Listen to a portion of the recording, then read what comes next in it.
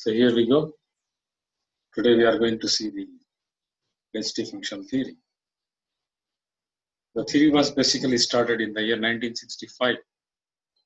Imagine 1965, 35 plus 20, 75 years back. And it was later improved in after 20 years by certain scientists, which are going to see the slides. It's very unfortunate that we are not having such advanced syllabus in our subjects, but luckily we have incorporated them, and we are going to see how much difference it's going to make. I'm going to share the screen now. So let's see this.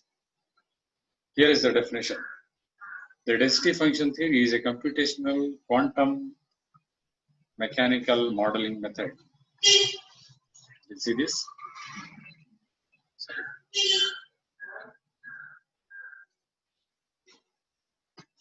Quantum mechanical modeling method, and it is very much used very well used in physics and all disciplines where we require this.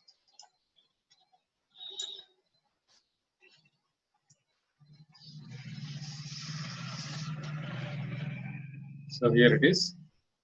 You can read this. Okay.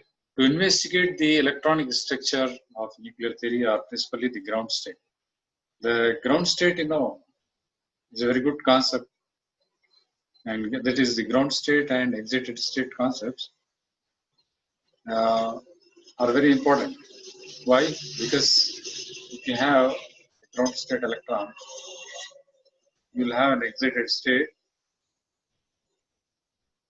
where the electron jumps for a few seconds and comes back. Okay, so this is what you call it as the time dependent. A very important factor in this. In the time dependent, you would never know how much time it is spent there. You can just correlate this with your Jablonski diagram, where you have, I think in photochemistry, you have S0 to S1 transition, S0 to T1 transition, where the spin is like this and it goes like this, where the spin is like this and it goes and turns like this. So time dependent and time interdependent two theories are there. But this density function theory has successfully given out the properties of a many electron system and can be determined by using the functionals. We need not go into the functional details. I'll just tell you what is the important thing. Why is the electronic structure theory important?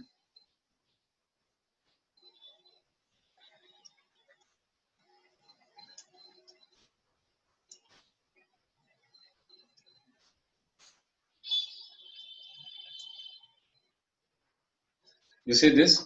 Most of the information we want to know about chemistry is in the electron density and electronic energy. Right? This sums up the entire thing, very important thing. You can write this point also. Is about the electron density and electronic energy. I think I told you about the dimensions yesterday. Dimensions. What is the dimension? We describe a space, we describe an electron in XYZ coordinates with respect to time t. Okay. That is why you use dx by dy at a particular time t. Because it keeps changing over time. You can take many metals, they get oxidized, the electron jumps, the electron escapes, quantum tunneling is there, so many properties are there. So it makes the things very difficult because you cannot, by the time you predict a property, the property changes.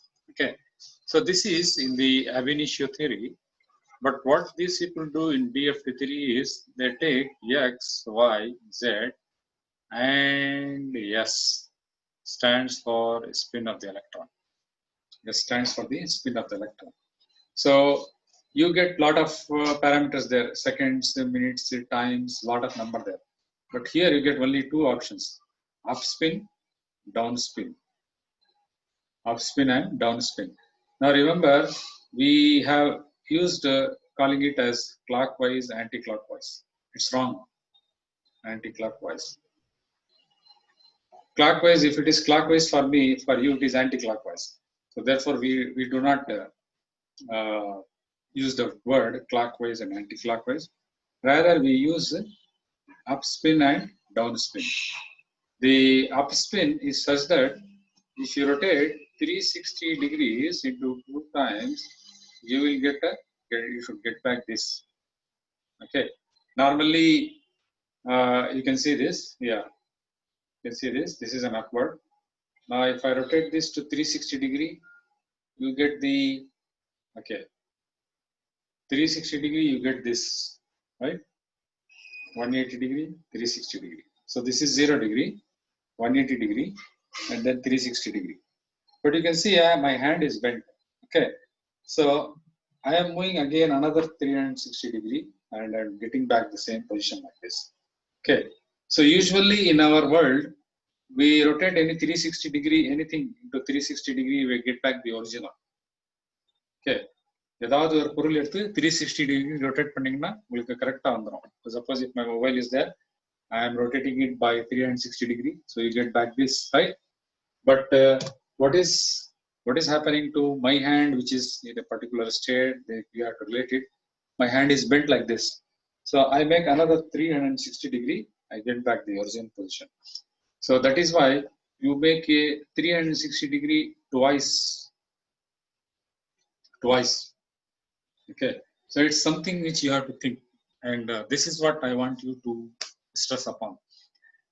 So the spin of the electron is such that it is upward and downward spin, and then we use these things to calculate the dipole moment and charge distribution. Again, we are using the Born-Oppenheimer approximation. You have to give importance to this. If they ask you density function 3, you have to write the Born-Oppenheimer approximation, and then the molecular geometry, bond energies are being calculated. Okay. So go to the next slide is the quantum nightmare.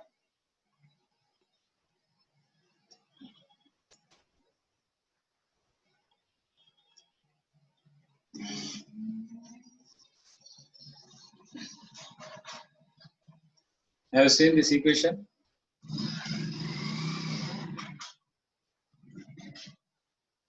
H equal to E psi. The red term describes the correlation, and it's very difficult to account for. Hamiltonian can be generalized. So this is, you have to write, this becomes important. You can take down some notes as and where required. Okay, where U is the mutual interaction energy and V is equal to the sigma equal to N to 1, V equal to Ri, the interaction with an arbitrary electric field.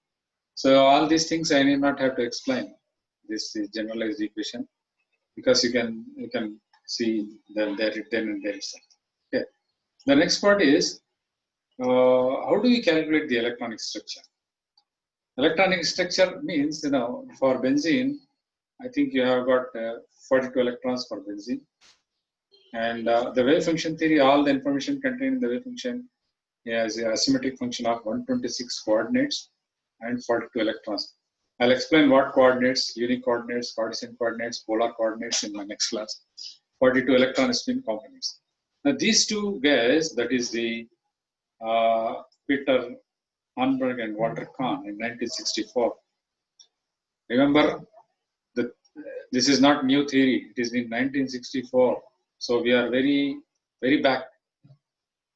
Today we are in 2020, and it is about 44 plus 20, 64 years. 46 plus 66 years back we are. Okay. All the information is contained in the density, a simple function of 3 coordinates. What do we do in the calculation? We calculate the wave function theory and then the density function theory. The equation becomes very important there.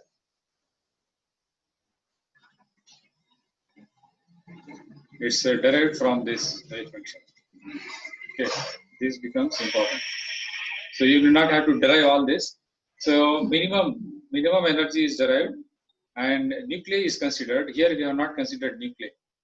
Nuclei we have ignored. Here we are considering, and we are taking it as some kind of potential. potential, because potential can be measured. Potential difference in the voltage, electron volts are easy to measure. You can measure it. So any style density, F is a universal function, you don't have. So just remember this equation, E equal to Mn, open the bracket, and within that you are mentioning the potential due to nuclei, and then the universal function F that describes certain interactions. I will tell you what these interactions means in this slide. Okay, here it is. Here we go.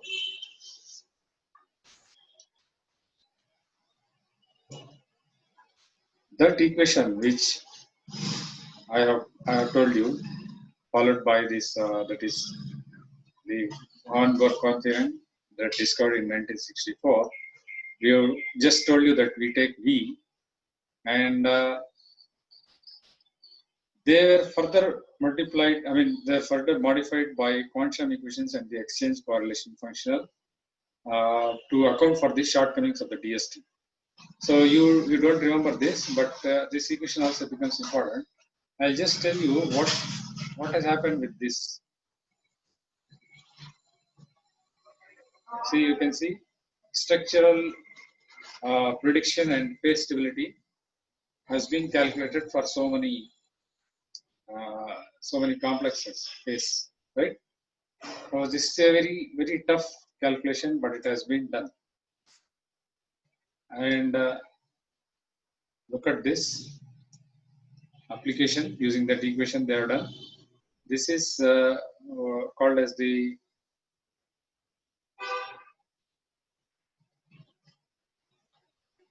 Brillouin zone. Okay. Now these zones, they actually describe the band gap. The band gap. You can see this is the band gap there.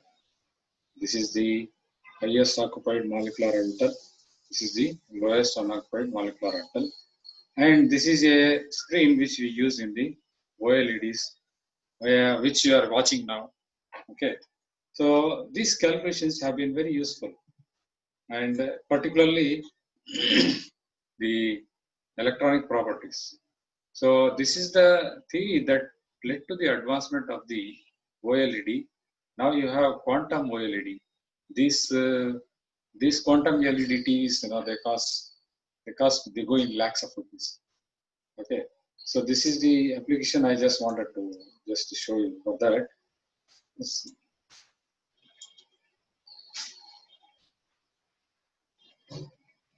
Okay, on the right side I showed some certain applications. So you can see what we have taken this organic molecule, right? And try to find the substituent effect. What is the substituent effect? If I just do some NO2 here, what happens to the change in this particular place? Okay, or if I just put a NH2 group here, what is happening to this particular place here? Okay, so these are visualized using so many softwares. Luckily, we don't have to write the codes for finding out all these things. You just can take up some certain softwares. By adding certain groups like this, you can extend some space like this. Okay, when you add an extra space, it's a very good thing. Suppose you have an atom, the limit of the atom is described by the outermost valence orbital. Okay, now when you put some energy, it can go away, decompose. It can go away and decompose. But you have to calculate certain energy so that it doesn't go away. It just increases its area of circulation. Okay, so that area of freedom is what you call as the space between the HOMO and LUMO gaps. So by having a CN acceptor and OCS3 as a donor molecule, you can donate electron. This can go over here. This can go over here. This can come over there. So there is a sea change of electrons between all these things. And this is the beauty with any molecule, organic molecule you can take. organic molecule you can take and find out the difference between these two effects. So here it is summarized.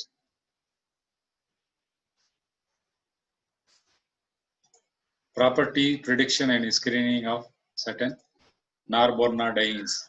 This is a norbornadiene, NBS. NBS, this is norbornadiene and substitute molecules. So here you get a table. Acceptor index, donor index. You know, this is a balance between computational effort and accuracy predictions. That is, the green areas, you know, they are very good. This shows acceptor donor index is a statistical data, but I just want to give you an idea that you can find out what is happening, whether the substituent is good or whether the substituent is bad.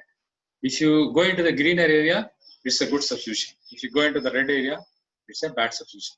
So that kind of studies can be calculated using this. Okay. So here we go. This is the important part of the equation.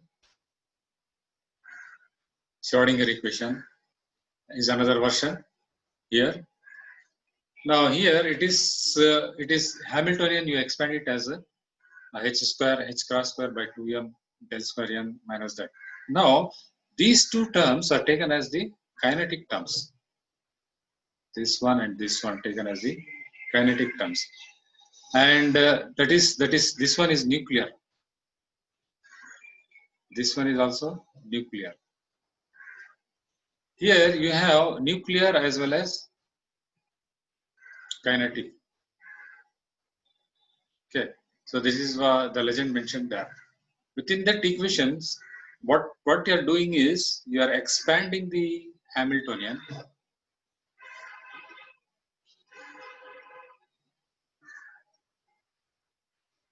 to accommodate for the additional properties. You have to accommodate additional properties. Okay, so luckily we have got this VR. VR is very easy to calculate, and then here it is, the Schrodinger equation. This is an important equation. You have to mention in your if you want to write important equation. You can see nuclear, electronic, and mixed effects. X equal to E psi is incorporated there, and then we are incorporating rotational and over a particular time t. So density functional theory in a nutshell reduces the 3n dimensional problem into 3-dimensional one. This is a very beautiful point. Okay, beautiful point. You can write this point. You know what is happening there. 3n minus 6 we have seen. 3n minus 5 we have seen. Okay, that is the degrees of freedom we have seen. But because we are removing the time factor, we just get 3-dimension only. This is it. You just get the 3-dimension only. So that is the beauty with the data. How do this 3D? One is nuclear, other one is electronic, the third one is result of these two things. Okay. So that is the beauty with this theory. So it is existing. We do a lot of theory there. So you can see again one of the approximation, Born-Oppenheimer approximation. Whatever I mark, you have to write just the equation, not the derivation. So you do not have to worry into that. So remember this nuclear, electronic, and mixed vibrations, and that depends on the different electronic states. Okay. Then you have the exchange, Slater exchange. You don't go into these two theories. Slater exchange is no. Here you can read that.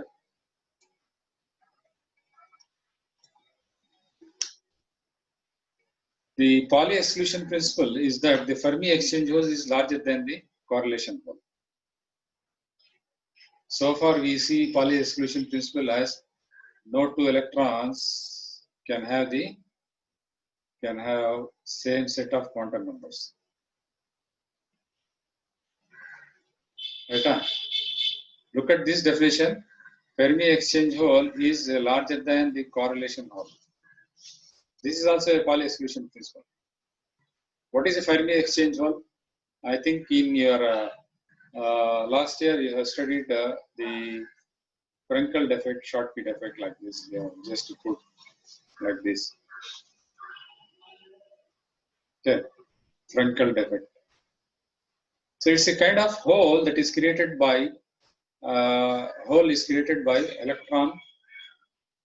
electron loss. Hole is created by an electron loss. Now you have got a HOMO, and then you have got a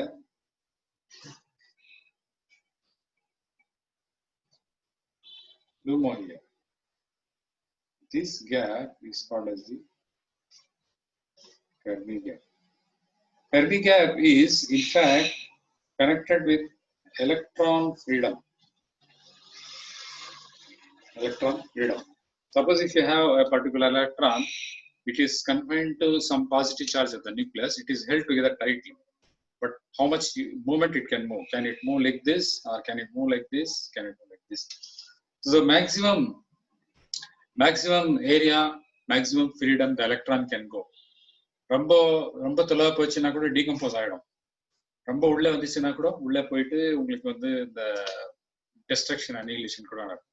so ஒரு குறிப்பிட்ட டிஸ்டன்ஸ்ல வேணும் அப்படின்னா அந்த ஏரியாலே எவ்வளவு freedom இருக்குது, how much vibration it is making, like this or like this, is given by the Fermi. So the degree of freedom enjoyed by the electron is the Fermi. Okay, so when you remove a Fermi electron, which is actually a conducting, it becomes a hole. Okay, if that hole is larger than the correlation hole, what is a correlation hole? You are removing an electron from highest occupied molecular orbital, and then here there is no electron. You are exciting this electron from this place to this place. இந்த இடத்துல இருந்து இந்த இடத்துக்கு electron excite பண்றீங்க, right? இந்த whole create ஆனது இது large இருக்குமா, இது லார்ஜ் இருக்குமா? புரியுதா சொல்றது? Suppose I am sitting here, I am just my movement is restricted. But if I come to classroom, I stand before the board and have a large area of movement, right? So that area is greater than this one. Now imagine this one, I stand up and start moving from this place to this place and this place to this place. But in the classroom, I just come and sit like this. This area is greater, that area is smaller. Okay. So in the same way, this Fermi hole, that is a hole created, is larger than the hole created is larger. It is something you have to correlate in terms of the potential energy diagram also. Okay, potential energy diagram. Now you have this V0 level. Here also V0, I mean this is V0 level, but this is E1 level, this is E2 level. இங்க இருந்து இங்க electron excite பண்ணணும், இங்க இருந்து இங்க electron excite பண்ணணும். So V0 to E0 no problem. இப்போ V0 ல இருந்து நீ எக்ஸைட் பண்ணும்போது இது வைப்ரேட் ஆகி இந்த இடத்துல வந்துச்சுன்னா V1 க்கு போயிடும். So V0 க்கு V1 போயிடும். Now you can see V1 is having greater vibrational energy than V0 itself. Okay, so that is a violation of certain rules. So Frank-Condon's principle says that in the electronic excitation between two states is so fast that the internuclear distance remains unchanged.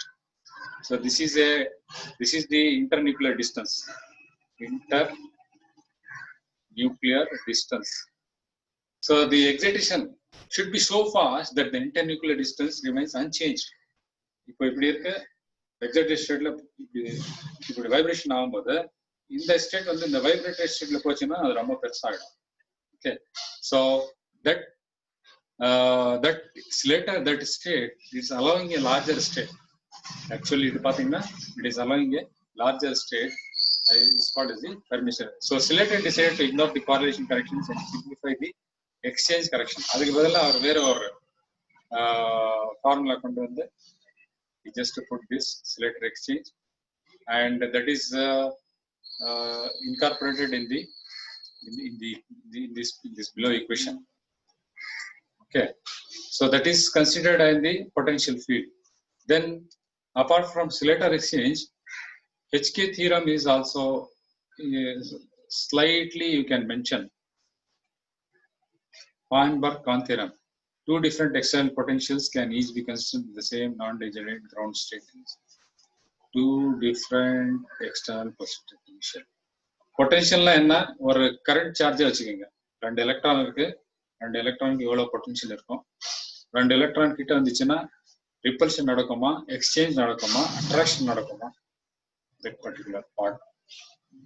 Okay, you don't read all these things, but look at this, what has happened there. Here comes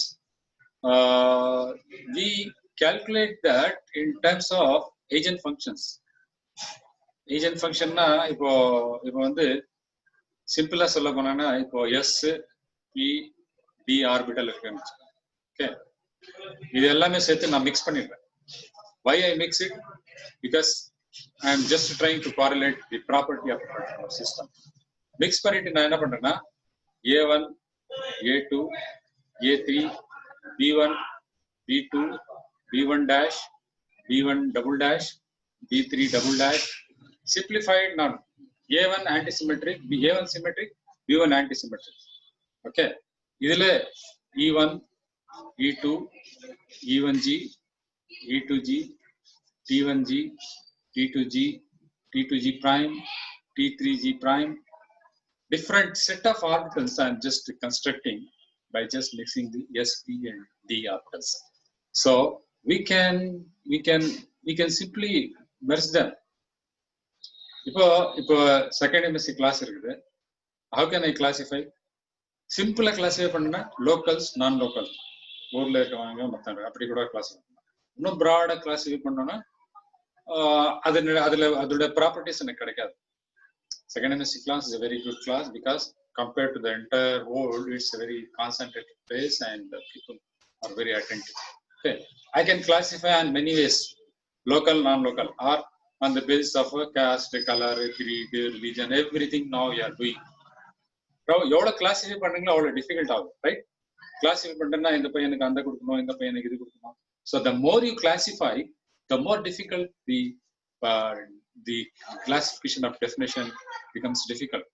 So we just end up with only A, B, T and E, these four terms. That is what we call it as the agent functions. This is the beauty with the Hamiltonian. If you put a Hamiltonian things, you get so many symmetric and non-symmetric terms. You can classify all the electrons. It's very difficult to classify whether it's a core electron, valence electron, Rydberg electron, or electron of a gold, electron of a silver, electron of a H2S gas. You cannot differentiate. Okay, electron is electron, whether it is in a gold or whether it is in a charcoal. Electron is electron. That is the type of calculation.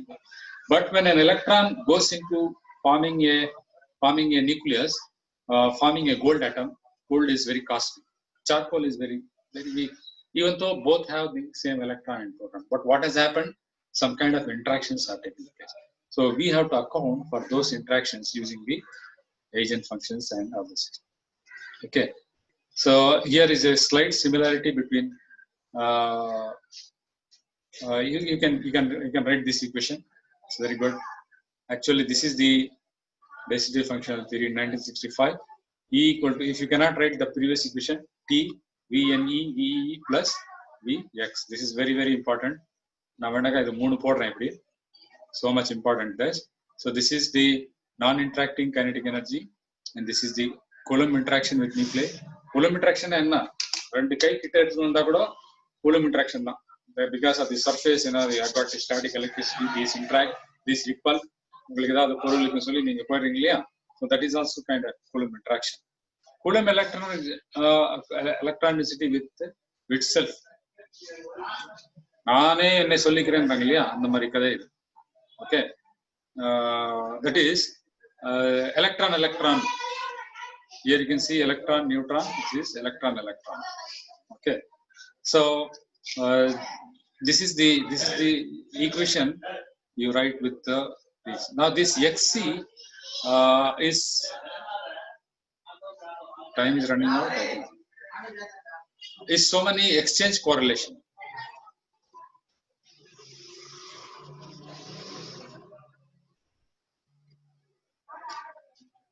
Exchange correlation தான் என்ன? நான் இப்போ உங்களுக்கு ஃபர்ஸ்ட்ல சொன்னேன் இல்லையா, 3n பதிலா 3d போடுறோம். 3n தான் 4 ஆட்டம் தான் உங்களுக்கு 3 into 4 12 degrees வந்துடும். 3D ல அப்படி வராது, 3 தான் வரும், 3 தான் இருக்கும்.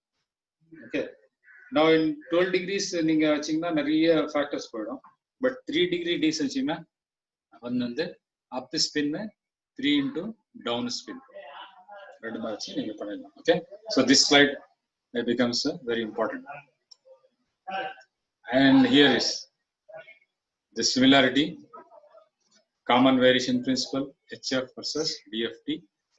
Kinetic energy and nuclear attraction common matters elements are clear, and you can read it later. But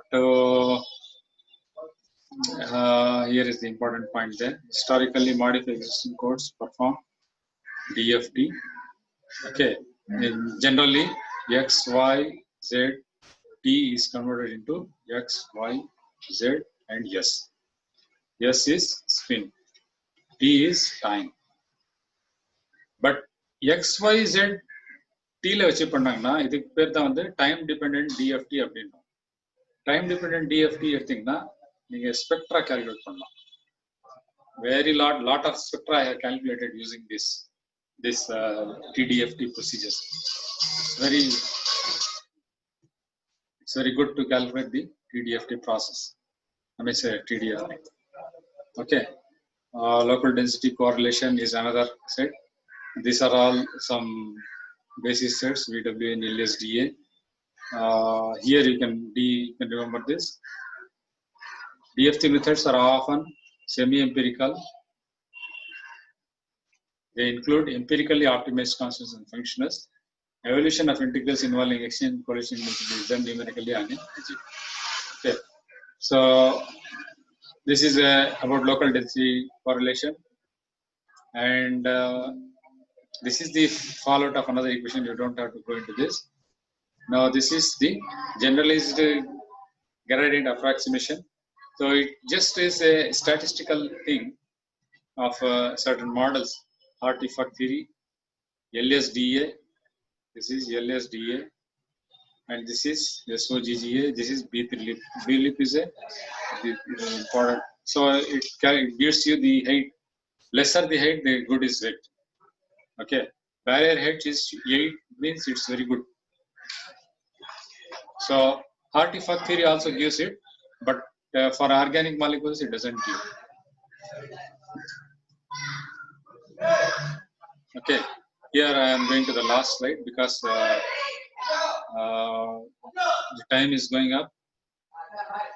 Here you can see DFT versus MO theory. DFT optimizes an electron density, while molecular field theory optimizes a wave function theory optimizes a wave function. Electron density, not wave. Okay, so it is used to determine the molecular property. MO theory ரெண்டுமே ஒண்ணுதான், similar. Molecular theory, wave function theory ரெண்டுமே similar. In DFT, how does the property depend on the density? இது calculate பண்ணணும். In MO theory, we need to know the quantum mechanical operator. Okay, wave function has a broader utility because there are more well-characterized operators in experiments than there are generic powers. Example, total energy and interelectron. Even if we had the exact density, exact exchange correlation energy function, not known, but so exact things cannot be computed with the DFT, but it can calculate the density and therefore so many other properties. With the exact wave function, evaluate the wave function into electronic repulsion operator. The operator, electron. Okay, so this equation sums up your entire thing, and here you can see the comparison. There is a DFT wave function, how useful it is. That is what we have seen there. Okay, efficiency is scaling of local DFT nodes than N3. இது வந்து N3 னா என்ன, 3N நான் பேசணும்ல, அது இது 3D. For programs that use approximately the same routines and algorithms to perform HF and DFT conversion, the cost of DFT is calculable, double that of HF atoms, but scaling gives DFT and doing very good. So improving this can be very much helpful. So selected determinants can be used. Okay. So that is how I sum up in the last slide. You can see plane waves as basis sets in periodic infinite system. Large number of plane waves to represent aperiodic densities. Aperiodic that is not in the periodic table, possible within the unit cells. Used in dynamics, solid state physics. Convergence with respect to basis set is more rapid in DFT than in wave function methods. Linear scaling, most of the local DFT functionals. Okay. To sum up, we are using the Ab initio theory to calculate accurate results, but it takes up a lot of time. But with density functional theory, we use the spin and electron density, and we stop with that. Therefore, we can calculate the excited states, and we can calculate the Fermi gap, the freedom of the electron, and all those things. Okay. So, if you have any doubt, you can ask me there. I think I will stop recording.